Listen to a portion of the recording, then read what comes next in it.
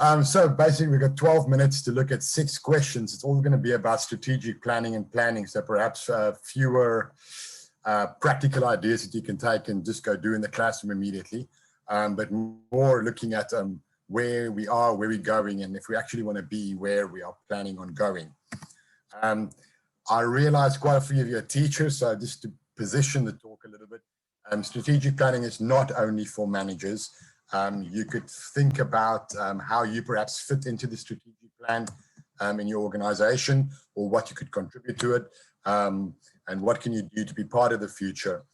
For each of the 6 questions, there's 6 questions. You can think, am I doing this? Is my organization doing this? And if not, what do I need to adjust to be able to do it? And you can strategic plan your life also. I think the 6 questions perhaps in some way relates to our personal lives as well. For example, even if you never want to be a manager, you could look at things like, the example I have here is leadership unity. We'll talk about it in a moment, but that can also relate to how you manage your home life in relation to your spouse, your partner, your children, or your parents.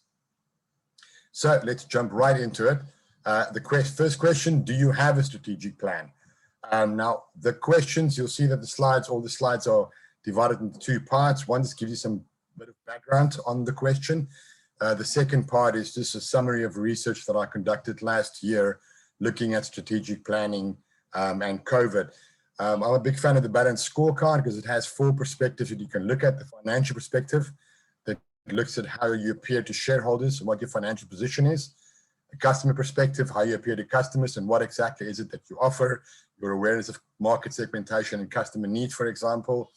The internal perspective, what processes are there that we should excel at, and the innovation perspective, what do we need to learn to grow, and what role does technology play here? Now, Russell mentioned earlier that this, for example, the screencast technology was available in 2006.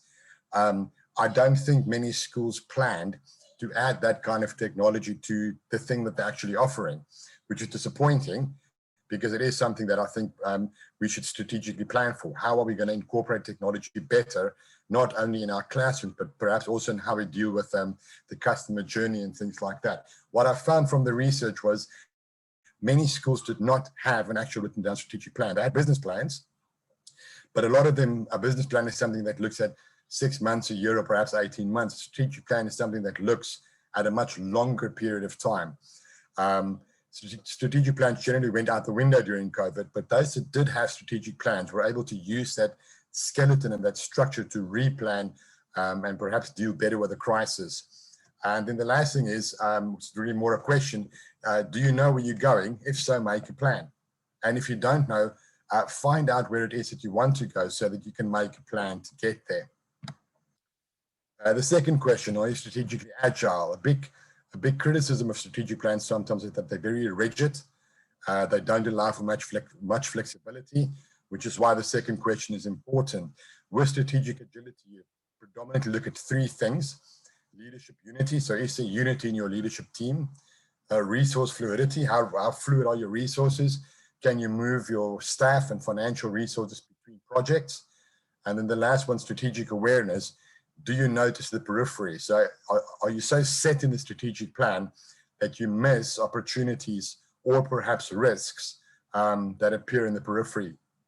The key thing with this is to be strategically agile is you have to have all 3.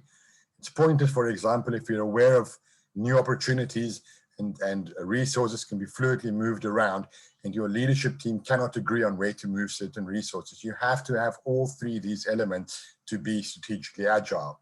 Now, what the research showed was that leadership unity during COVID was very strong. Leadership teams generally, they were in survival mode, so they were rallying around the flag to make sure that the organization survived as much as what they could. Something that I found missing in quite a few, especially smaller organizations, was the absence of accrual accounting.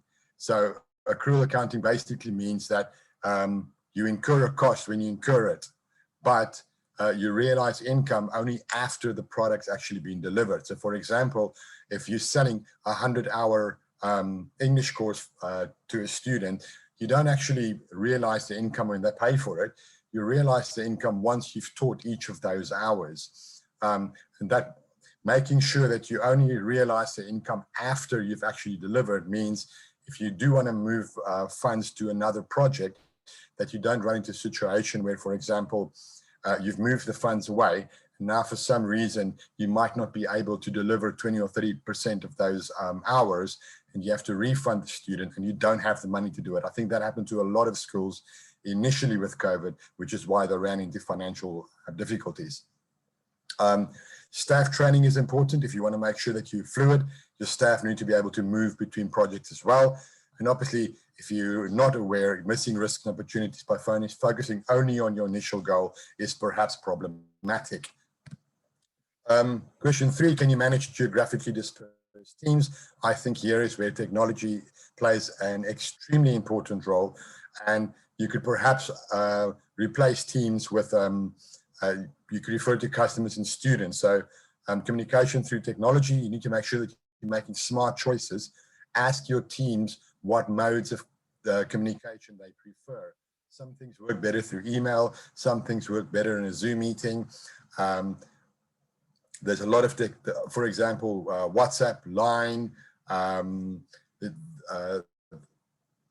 Slack is very popular. I personally don't like Slack, so whenever I have the opportunity to choose not to use it, I prefer to not use it. But check with your team what kind of technology they prefer for communication to take place. And then can you let your staff work remotely? I mean, as we are looking at recovery, as we're looking at growth, perhaps a lot of organizations are still looking at survival. Is it necessary to have the size offices that you currently have? Is it possible, for example, if you have online teachers or you have a marketing team that does online marketing with a marketing in a certain region, do they have to come into the office? And if they don't, how would technology influence how you communicate with them and how you manage that geographically dispersed team? What we saw, the best team members are no longer limited to where you're based. If you can effectively manage geographically dispersed teams, you can employ people from anywhere in the world, and you can make sure that you employ the best people. With different products, like I said, you can employ anyone anywhere in the world, depending on what your actual project is. If you're looking at a curriculum designer for a certain course, that person doesn't have to be based in your city. He doesn't have to be based in your country, really. And geographically dispersed teams, and I think this is the key point that really stood out for me, they're more likely to be culturally diverse, and culturally diverse teams generally deliver better results. Question 4, who's making the decisions?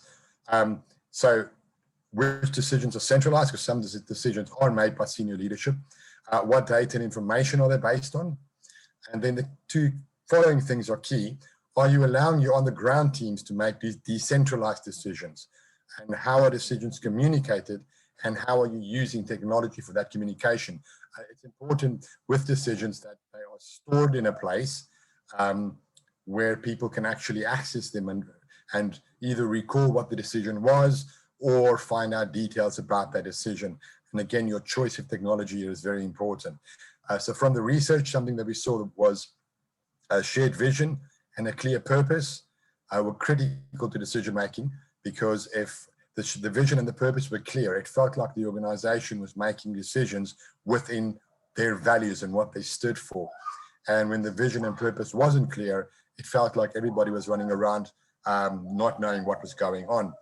On the ground, teams have info about the local context. So if you're in an organization that's more than one branch, so they have info that senior leadership teams might not have, and it also avoids information overload, because you cannot expect your senior leadership team to know absolutely everything, which is why decentralized decision making is important, and then using accurate technology correctly to store information so that the leadership teams, but also people in the organization, can access that.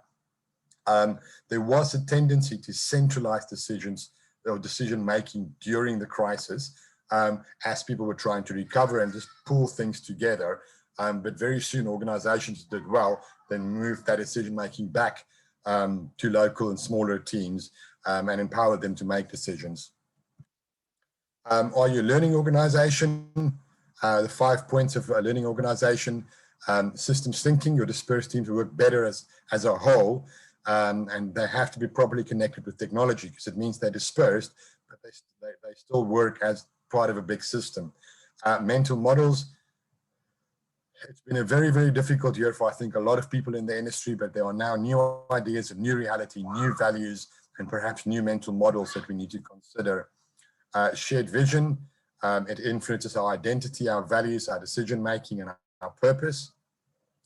Personal mastery, we need to learn new skills in a post-COVID world, and it is inevitable that those skills will involve the continuous use of technology, and perhaps the better use of technology than what we've been doing in the past.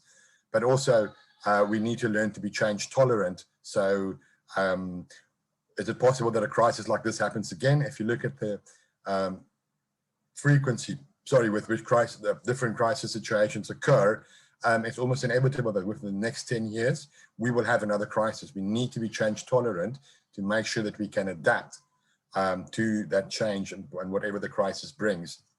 And then the last thing, team learning. What is good is a lot of people,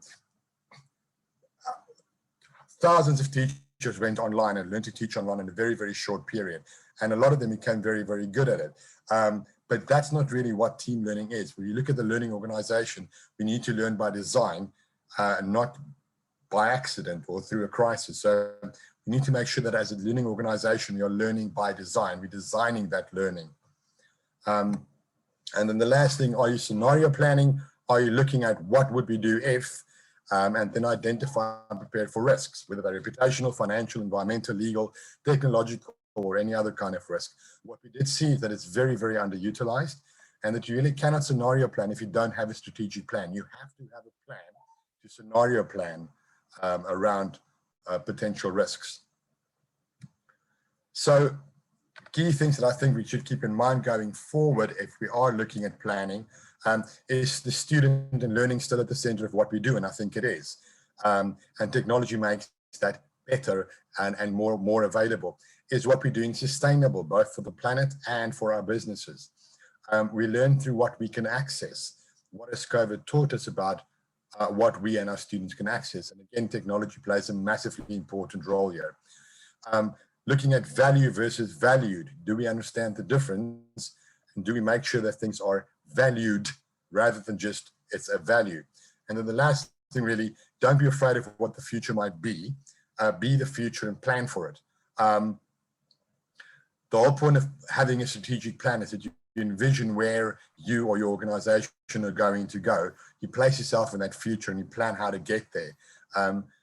Nobody knows what it's going to bring, but what we do know is that we can control parts of it by the decisions we make now and in the near future. I'm putting the 6 questions up there if they are going to help at guiding any questions that you might have. I'm going to have a quick look at the chat. And Hino, can you tell me what's in the Q&A? Yeah, there is one question there. I think we might have to ask you to just type the answer in there, Karat. Claire's left a question for you there. So we'll leave you as a panelist and you can just answer that question in your own time, if that's okay. Thank you so much. That was